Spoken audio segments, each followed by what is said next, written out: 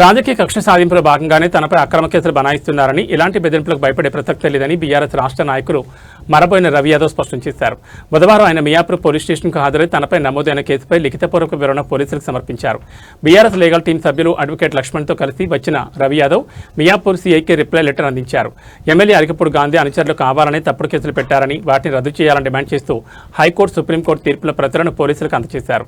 ఈ సందర్భంగా రవి యాదవ్ మాట్లాడుతూ, ప్రజా సమస్యలపై ప్రశ్నిస్తే కేసులు పెట్టడం కాంగ్రెస్ ప్రభుత్వానికి అలవాటుగా మారింది. ఒక కేసు పెడితే వెనక్కి తగ్గుతామనుకోవడం వారి అజ్ఞానం. చట్టపరంగానే కాకుండా ప్రజల పక్షాన కూడా మా పోరాటం కొనసాగుతుందని ధీటుగా బదిలిచ్చారు. ఈ కార్యక్రమంలో రవి యాదవ్కు మద్దతుగా శేర్లింగంపల్లి బీఆర్ఎస్ నాయకులు వల్ల హరీష్ రావు, ఎర్రబెల్లి సతీష్ రావు, అడ్వకేట్ సుబ్బరాజ్ మరియు భారీ సంఖ్యలో కార్యకర్తలు పాల్గొని ఐక్యతను చాటారు.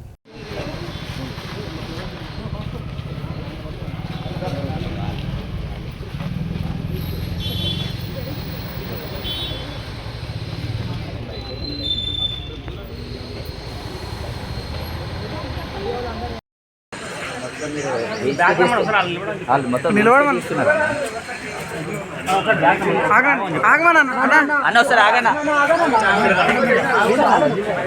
ఏం కాదు అన్న ఒక photo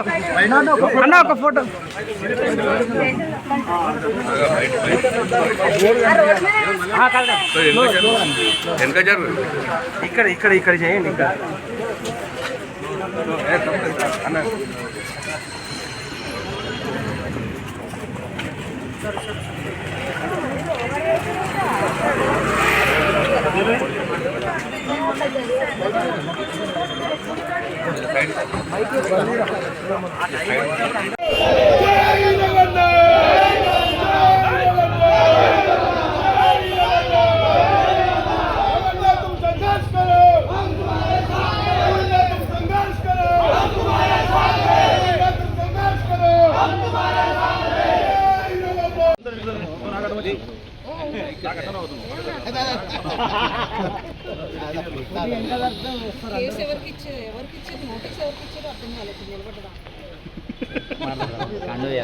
BRS party senior leader Maraboina Ravi Yadav గారి మీద ఇల్లీగల్ ఎఫ్ఐఆర్ని మియాపూర్ పోలీసులు నమోదు చేయడం జరిగింది.